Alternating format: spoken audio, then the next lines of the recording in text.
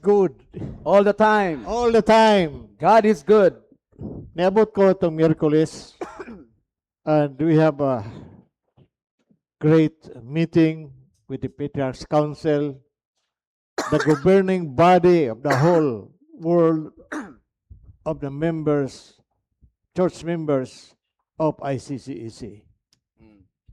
Salamat sa Ginoo sa tanan sa provision. Pero so happen nga pag-abot na ko dito, di sa mayo akong ginhawa.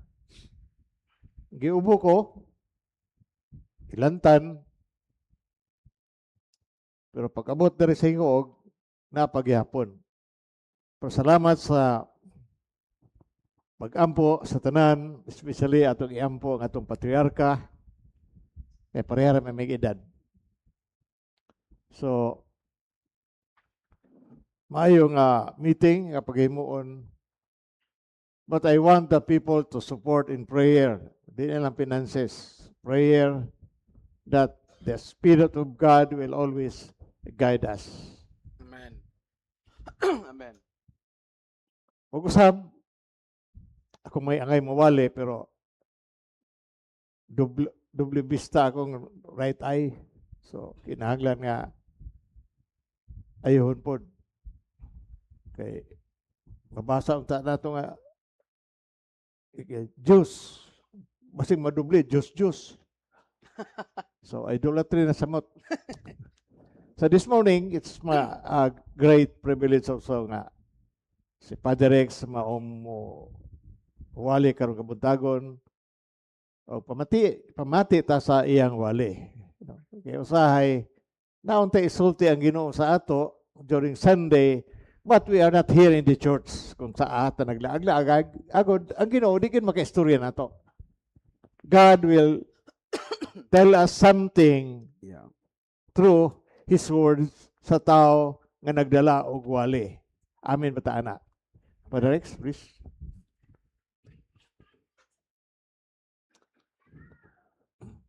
Maayong buntag sa tanan. Palihog igna imong tapad. Gimingaw beya ang Ginoo sa imo. Igna dayon nga may gani kay naa ka karon. Abi ninyo kami ray kahibalom mumingaw sa inyo. Ginoo pod in town. Mingaw ng Ginoo sa atong tanan. Nanata sa ikanapulog 7 nga Domingo sa ordinaryong panahon. O nindot kaayo ang atong tema karon kay maghisgot kini mahitungod sa gingharian sa Dios. Ang atong tema gipadala kita aron sa pagpaila sa gingharian sa Dios. We are commissioned to make known the kingdom of God. Kung ang Ginoo magpakita sa inyo karon og mangutana siya sa inyo nga kung naa kay pangayoon sa ako og ako kung ako ning ihatag sa imo unsa man ang imong pangayoon, unsa ka atong tubag? Siguro moingon ang uban, makahawas ko aning kalisod, Lord. Kaayuhan, Lord, sa akong mga sakit ug sa akong pamilya. Tagay ko og pinakanindot nga trabaho, Lord, nga kanang pinakadakog sweldo sa tibuok kalibutan. Di ba? Kagantag nagkalain-lain nga mga tubag. Pero mga igsuon, wala may dautan ani. No, kanang inyong mga tubag nga nasa inyong unahuna, way dautan ana. Pero kung namati ta sa atong unang pagbasa in our first reading, si Haring Solomon gipangutana gihapon sa Dios sa samang pangutana. Unsa may gusto nimo nga akong ihatag sa imo? Kana palang daan makita na nimo kung unsa ka manggihatagon ang Ginoo. We can already see what kind of a God our Lord is. That He is a generous God. Mahinggihatagon ang Ginoo. And God gave Solomon options kung unsay pwede niyang pangayoon. Bahandi ba? Kinabuhi sa imong kaaway? No? O guban pa. But Solomon was very wise already. Unsay ang gipangayo ni Haring Solomon? Hatagi akog kaalam. Give me wisdom. Tagai ko og kuan Lord, kaalam. Tungod kay nasayod si Haring Solomon that he wants a heart that can recognize what truly matters. Gikinahanglan niya ang kasing-kasing nga kanang kasing-kasing nga makaila kun unsa gyud ang labing importanteng butang. Mga igsoon, ang dako nga hagit sa atong kinabuhi is dili lang man kanang makuha nato ang atong gusto kabuton ani nga kinabuhi. Kana bang atong mailhan, kung kana bang atong gipangandoy nga makabot, mao ba gyud na ang pinaka-importante nga butang niini nga kinabuhi. Gusto nato kwarta, gusto nato og gahom, gusto nato og gusto ta nga musikat, gusto ta nga uban pa niini nga kalibutan. Question is, mao ba gyud na ang importante nga butang? Is that what truly matters in life? Ug mao na ang atong ebanghelyo karon. In Matthew chapter 13, verses 44 to 52. Nga aduna ko ni usa ka tawo nga nakita og bulawan sa uma, ang napoy usa ka tawo nga nakita og perlas nga labing maanindot kaayo talagsaon ra, og makita nimo unsay gihimo niining sa mga tawo niining duha ka sambingay. Katong tawo nga nakita sa bulawan, iyang gibaligya ang tanan niya og gipalit ang uma. Wise, di ba? Wisdom. Ba? So ibaligya niya ang tanan aron paliton niya tong uma. Kay nga naman, kabalo man siya nga dato na dayon siya kay nagbibulawan ditong iyang kaumahan ni nakita dito. Wala na makailog ato kay iya naman to property. Di ba? Bright gyapon no. Kining usapod ka tao, nakakita siya og perlas nga talagsaon kaayo og nindot pagid kaayo. Mao gyapon gibaligya ang tanan og gipalit ang maong perlas. No? Siguro sa kadaghan sa perlas nga iyang nakolekta, ang katong talagsaon kaayo mao tong pinakamahal atong tanan. Bisag unsaon pa nimo og combine sa presyo atong uban nga iyang nakuha sa iyang tibok kinabuhi. But the pearl of a great price mas priceless kumpara sa tanan. Kung matikdan ninyo atong ebanghelyo, gitagaan og emphasis ni Kristo dili ang mga butang nga ilang gibaligya or gi-give up. Gitagaag emphasis ni Kristo ang mga butang nga ilang nakit-an. Mga igsoon, when we discover something very valuable, sacrifice no longer feels like sacrifice. Kung atong madiskubrihan sa atong kinabuhi ang usa ka importante nga butang, kanang pagsakripisyo para ana nga butang dili na bugat sa ato. Kanang usa ka batan-on nga nakita niya ang iyang hinigugma sa iyang kinabuhi, dili na magbagutbot nga gasto kayo sige panguyab. No? Kadumdum ko sa akong daddy sa una. Ignan ko niya. Si balik dito niya. Wa pagyap ko gisugot, kadako na si mong gasto. Kalba ito akong papa. No? Si balik dito. Hangtod karon, di pa gyud mo uyab. Ako sa una, grade 6 pa ko, pancha og siupaw, kami na dayon. Wala gini ako mamahan gid ay. No? Pero sa tao nga nahigugma, why gasto-gasto? Anong tanaw man kada na? Ang imong pangandoy nga makuha nimo ang oo, di ba? Kasugton ka. Mao man na imong tinguha. Gawas lang kung pag kamo na, ignon na nimo, maura ba ni tanan akong nagasto, pulis, ani. Pa-refund mo, pa-reimburse. No? Mga ginikanan, andam nga gamay ray katulog para sa ilang mga anak. No? anda magbilar para sa ilang mga anak, anda magsakripisyo, anda matupa sa Cebuano nga term, magkabilat-bilat. No. Oy, sa Cebuano na nga term, no. Dili siya tinuntong nga kuan, kanang magkagidlay ba? Meaning, anda magkagidlay para sa ilang mga anak. Bahalag walay ila, basta kay ang ilang anak, para sa ilang anak naa. Mao na sakripisyo nga ngano man, para sa ila, mahinungdanon og worth it kaayo ang ilang mga anak. Okay? Mga igsoon, when we discover Jesus as our greatest treasure, prayer is no longer a burden. Kung atong madiskubrihan nga si Ginoong Jesucristo mao ang atong bulawan, ang atong bahandi sa atong kinabuhi, sayon ra sa ato ang pag-ampo, dili na lisod. Amen ba? Forgiveness is no longer impossible. Dili na imposible nga magpasaylo kung si Kristo ang imong bahandi sa imong kinabuhi. Honesty is no longer a disadvantage. Serving others is no longer a waste of time. Pag-alagad sa uban, dili ni sayang-sayang sa panahon. Mahitabo lang na kung si Kristo ang bahandi sa atong kinabuhi. Mao na ang dakong pangutana karon, kinsa man ang bahandi sa imong kinabuhi? Who is your treasure in life? Ang Ginoo ba? Now, even our family, we consider them as our treasures. Ug tungod kay ato silang tan-aw nga atong bahandi, ampingan nato sila, atimanon, tagaan kung unsay kinahanglan. But if Jesus Christ is our treasure, pagsimba og Domingo, dili na lisod sa ato.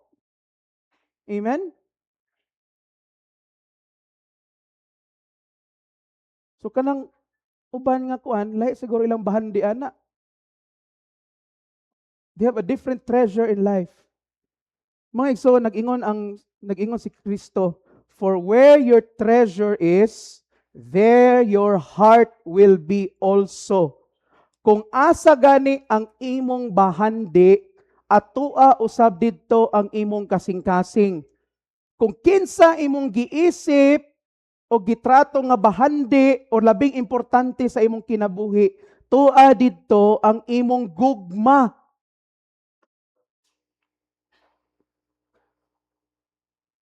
Kung si Kristo ang atong giisip nga bahandi sa atong kinabuhi, dili lisod nga mahigugma sa Ginoo.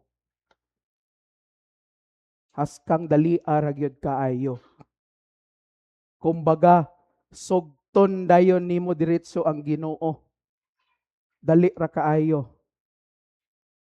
Pero kung papaling-paling gani ang imong gugma sa Ginoo, no? Karon higugma, pagkaugma wala na pod. Sunod higugma na sad, sunod wala na pod. Questionable na, no? Kay ngano man, wala sa iya, dili siya ang imong bahandi. Lahi imong gitratar nga imong bahandi. Ang problema karon nga panahon, atong gibaliktad ang atong priorities. We reverse our priorities. We spend years accumulating things that one day we must leave behind, while neglecting the treasures that will accompany us into eternity. Busy kay ta karon nga panahon, nagsigi og tigom sa mga butang. Nga pag-abot sa panahon, ato ra gyapong biyaan.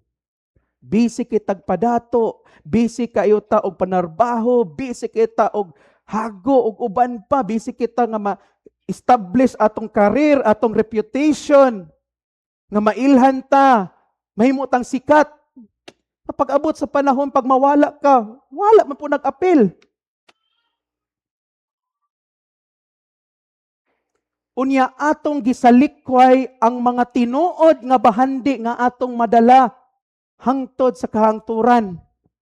Atong pagtuo sa Ginoo, atong gugma sa iya, ug labaw sa tanan, ang atong relasyon niya.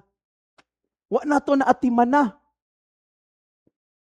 Kung namati mo sa Ebanghelyo ka ganina, giklaro ni Kristo nga pag-abot sa katapusan sa kalibutan, muabot ang mga anghel o gilain ang tanan nga maayo gikan sa daotan. Ug ang daotan ilabay didto sa kalayo nga walay pagkapalong kung asa adunay paghilak o pagkagot sa ngipon. Mga igsuon, tinuod ang impierno. Ayaw mo pag-ingon nga buhat-buhat ra na nga istorya sa simbahan aron manghinadlok. Tinuod ang impierno. Kisay gusto maimpierno? Unya nganong di man magbali-bali sa inyong relasyon ninyo sa Ginoo. Kaya nagtuo mo nga naluwas na mo?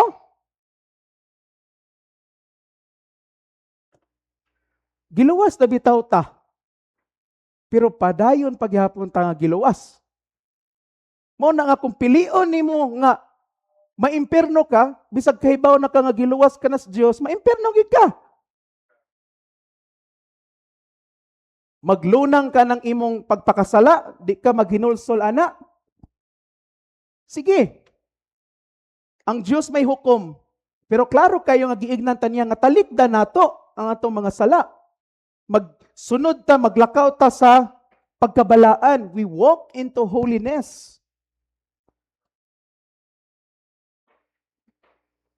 Mga mga igsuon nga dili nato isalikwan ning mga butang atong relasyon sa Ginoo, atong pagtuod, atong i-develop, atong gugma sa Ginoo. Kay mao ni ang mga tinuod nga bahandi nga magamit nato dinhi nga kalibutan og sa sunod nga kinabuhi in the next life. Eternal life, madala nato na sa langit. Basic ayo ta. Sige, paningkamot sa kinabuhi. Wa matagididaan nga di ta maningkamot. Ang ato ba? Nasubrahan na tagkabisi. Wa na tay panahon sa Ginoo. Wa na kay panahon mag-ampo. Wa na kay panahon nga mag-ampo, magsimba. Mag-develop sa imong relasyon sa Ginoo. Busy kaayo ta. Kay ngano, pag-abot sa langit, ignon ka sa Ginoo. Well done, good and faithful engineer. Mo ana din Ginoo. Well done, good and faithful. Butang na to. Well done, good and faithful. Buta si Rothschild and Abrinica, LPT, DBD, HIV, STD, uban pa. Si Ma'am Sian, nuwang rato ha. Dili man nabasahon sa Ginoo ng imo mga titulo. Sa Ginoo nga Lord, grabe, pila ka tuig na kung paningkamot ani. Dili man. Usar gi isulti sa Ginoo. O ginaot nga masultihan ang taniyatanan. Well done, good and faithful servant. Sulugoon. Di mo ingon ang Ginoo, well done, good and faithful mayor of Pingoog City. Well done, good and faithful bishop, priest, no? Deacon. Well done, good and faithful servant. Mao na nga isip nga mga alagad sa Ginoo, let us carry the treasures nga atong madala dito sa langit. Daghan mga tao nga nakaila sa bili sa usa ka butang, pero wala siya na, rather, daghan mga tao nakaila sa presyo sa usa ka butang, pero wala masayod sa bili niini. Many know the price of a thing, but does not know the value of it. Mano si San Pablo sa atong second reading, gipahinumduman ta niya that all things will work together for good for those who love God and for those who are called according to His purpose. Nga bisan ang atong mga pag-antos, mga disappointments o mga kahuyangon, mahimo dining unsa man kalabot sa nindot nga plano sa Ginoo para sa atong kinabuhi. Even our disappointments, failures, sufferings can become part of God's beautiful plan for us. Given that we never lose sight of the greatest treasure. Basta dili ta mawala sa atong pagtan-aw nga Kristo, isip nga atong bahandi sa atong kinabuhi. So mo na karon nga adlaw atong pangutan-on ang atong tagsa-tagsa kaugalingon. Unsa man gyud ang bahandi nga akong ginagukod sa akong kinabuhi? What is the treasure in my life that my life is really chasing?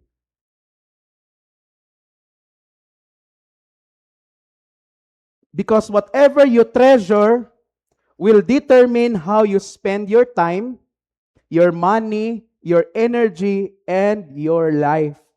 Kay kung kinsa imong giisip nga bahandi, mao man na ang imong tagaan sa imong oras, sa imong kwarta, sa imong panahon, o sa imong kinabuhi. No?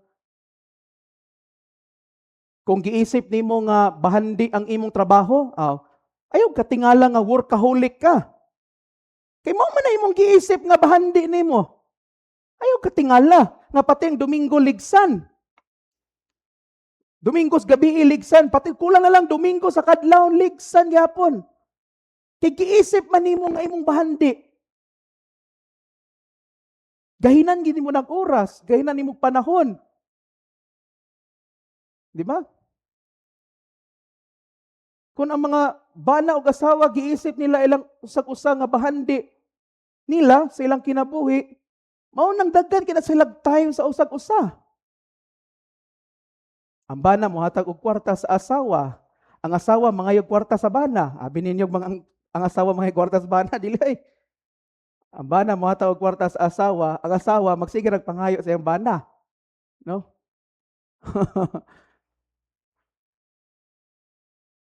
Because that's what you consider your treasure in life. Mao na nga kung ang Ginoo imong giisip nga bahandi nimo sa imong kinabuhi, you will find time with God, maggahin kag oras para sa Ginoo. Okay? You will spend your money in God.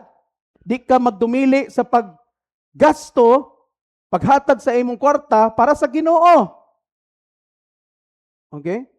Father, diya lang ko dapit sa time nga aspito. Kanang kwarta, ayaw lang ko ana. Dili man na ingana mga igsuon. Dili man na by aspect ang atong pagigugma. When you consider a thing or someone your treasure, ang imong tibuok kinabuhi man ang imong ihatag. If you consider God as your treasure, ang imong kusog ihatag nimo sa iya, imong talento ihatag nimo sa iya. Because you know, tungod kinasayod ka, that it's all worth it. No? Everything is worth it. Okay? Worth it ang tanan. Dili ka sayangan ba nga sus nganong gihatag man ako to akong kwarta gisulod man ako sa subri. Ay kasayang ba kay dadto? Pero kung nahigugma kas Ginoo, di makamanayang. Amen? Agsayangan lang ka.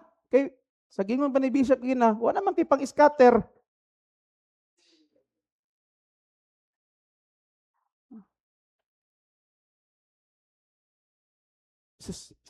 Sayang.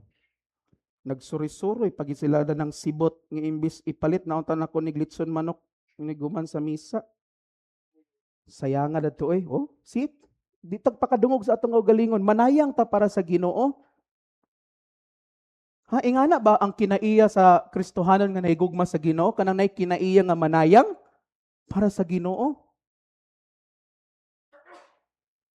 Ingana ba ang kinaiya? Dili. Dili man ta manayang. Kay panahon nga magkalisod ta, siya ra ba gihapon atong sangpiton. Mingon lugar, ganahan lugar mo mingon ang Ginoo nga sayanga oy ngano mo pa man ta kagipatay ba? Sayanga oy. Dabi ka nga naon sa Ginoo, no? So sayang, ay nganong gibuhi pamantik ka, imbis na nakuit chance nga tuokon ka, gituok na lang tika. Wa man nanayang ang Ginoo, wa man kay nagmahay ang Ginoo nga naa ani nga kalibutan. Ha? Wa na nagmahay. Usahay mga igsoon, magpatigbabaw atong pagkatawhanon ba? Kanasad. Amot na sad. Manghilo na sad sa simbahan. Sige, kwan, oy. Nganong manayang man mo nga, ang tanan natong gihimo diri para man sa Ginoo. Amen ba? Anong manayang man ta? Why do we have that kind of attitude? Sayang. Wala may sayang diya sa Ginoo. There's nothing wasted in God. Wag sayang diya sa Ginoo. Mo na mga igsoon, our challenge today is to identify kinsa ang atong bahandi sa atong kinabuhi. Dagan tag daladala karon sa atong kinabuhi nga giisip nato nga atong bahandi. Pero ang dako nga pangutana, mao ba gyud na ang insakto og tinuod nga bahandi nga angay natong tipigan sa atong kinabuhi? Is that the right and correct treasure that we should keep in our lives?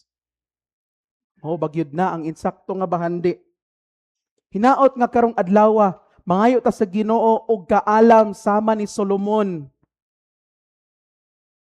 nga maka-recognize ta nga si Ginoong Hesukristo ang bahandi nga angayan natong batunan sa atong kinabuhi.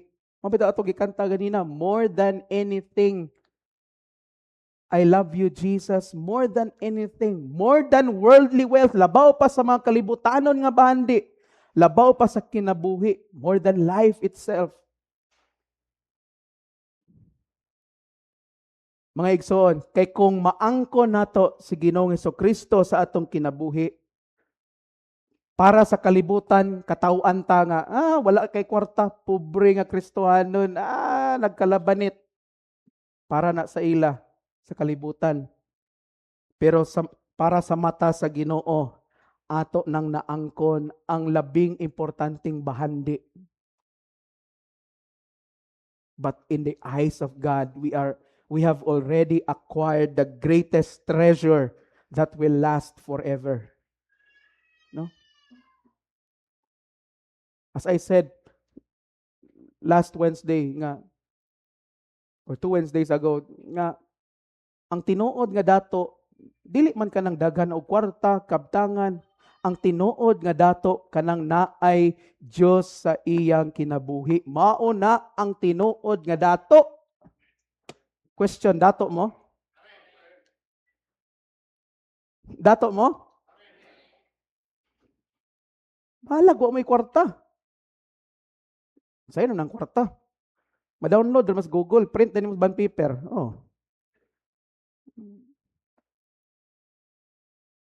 Balag, wa mo'y mga kabtangan. Balag, wala pa kay kaugalingong balay. Balag, wa kay sakyanan or motor. Kung naay Diyos sa imong kinabuhi, ikaw ang pinakadato sa tibuok kalibutan. So mga dato din ni taga CCR? Mga dato day ta? Amen. Mo na nga, ayaw mo kaulawan na. Kumusta naman ka, sister? Pobre lang yapon. Sus, nga dagway kagana, magikusnoton, gigayo. Nga naman, wa patay kaalam nga makarecognize nga nana sa ato ang tinuod nga bahandi niya dato na takaayo. Kanang kwarta, kabtangan, uban pa musunod ra na siya kung unahon nato ang Ginoo. Musunod ra na. Di ba? Mga ginikanan, no? Tan-aw siya mga anak, kung sabi akong pagkulang sa akong anak nga ako man taning gipa-eskwela sa nindot nga eskwelahan, gitagaan og dagko nga allowance, gipatugan sa gusto. Pero samning trabaho nga iyang gipili nga mura manig kuan. Kanawang kwarta ba nimo? Himuon yung panggatasan nimong anak. Unsa ka man? Kana palang daan nga imong anak nagtarong eskwela nakahuman og uban pa. Sus dako na kanang akalipay. Nagpangita diha og uban pa. Ug labaw sa tanan, kanang imong anak makita pag nimo nga gihatag niya ang kinabuhi sa Ginoo, nagpagamit para sa buluhaton sa Ginoo sa pagpangalagad sa simbahan, pagkanindot kay nana oy. Unya uban gini kanan dili maka-appreciate ana. Pirmi na lang ka simbahan, pirmi na lang ka kuan. Unsa may imong nakuha diha? Mga kwarta talaga. Malagi nga naon ri ka kwarta gyud. Mga ginikanan, wa pa mo nalipay nga inyong mga anak nangalagad sa Ginoo? Lepay. Sus, dila. Wagin mo nalipay. Kaya inyong nga sweldo, gusto ginin nga sweldoan inyong anak. Napangita itong laing simbahan. Wa may sweldo. Wala may sweldo sa pagpangalagad sa Ginoo. Ang sweldo ra gyud eternal life. Mao ra gyud na. Dako na kay nga bayad ka ng kanang ignon kas Ginoo nga well done good and faithful servant. Ay napangita di uban pa. Manang ginikanan mo pugong gid nga mga lagad lang anak sa simbahan. Magpugong ang ilang mga anak maordin kay may kwarta dala. Sayo dala kay magubay mo kaugmaon. Hagas man nagubay imong kaugmaon nga ang gialagaran niya sa imong anak maoy tag-iya sa iyang kaugmaon. Kay mo na nga wala lagi tay kaalam lagi kay nga tong gigamit ka na raw. Kwarta-kwarta raman ang ato, good. Kana bang pisikal nga benepisyo, mura na atong giapas. Material nga benepisyo.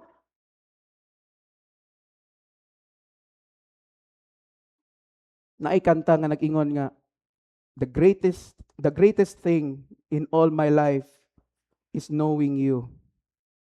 The greatest thing in all my life is serving you. Mga pinakanindot nga butang akong nakaplagan sa akong kinabuhi, makaila ko nimo Lord, mga lagad ko nimo Lord. Hinaot nga maunta na atong mauna ang kaalam nga gusto i-impart sa Ginoo sa ato.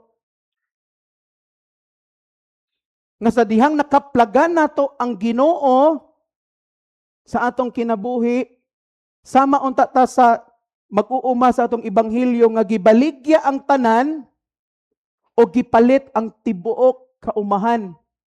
I-give up nato ang tanan nga naa sa ato para makuha nato ang Ginoo. Ug naa na din sa ato ang tanan. Walay makulang nako. Ingon ba Psalms 23? Ang Ginoo mao ang akong magbalantay ug walay nakulang kanako. Di pa ba enough ang Ginoo para sa inyo? Unsa pa may inyong gusto? Gusto mo giyawa? Sige, mangayo ta sa Ginoo giyawa.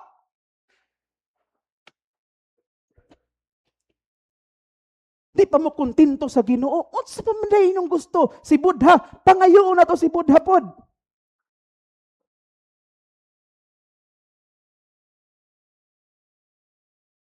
Dili unta ta mga Kristohanon nga mga diskontinto ba nga di ka mao makontento.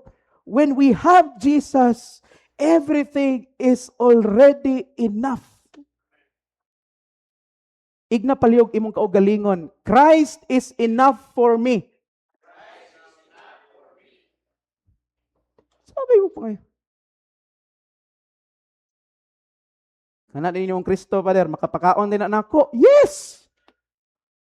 Kana imong Kristo, Father, makapa-eskwela na sa akong mga anak? Yes!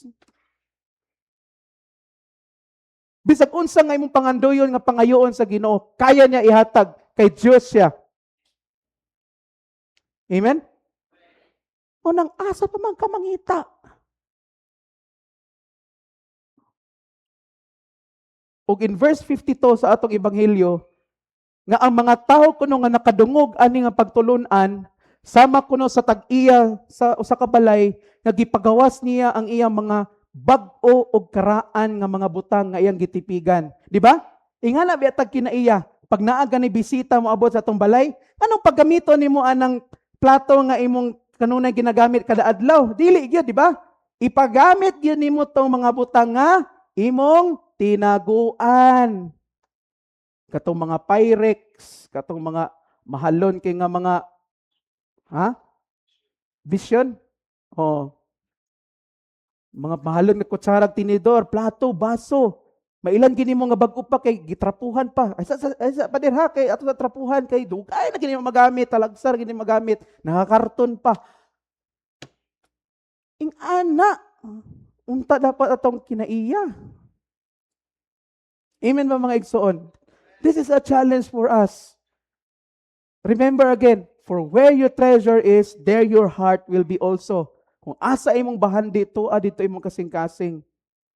Mao na nga, makabaton gid unta tagkaalam nga dili ta mailad sa mga butang nga atong giisip-isip karon nga panahon nga sus mao na gid ni sus okay na gid sa ako nga naaglang gid ko'y kwarta bahala na gid ang uban sus di gid taw na mao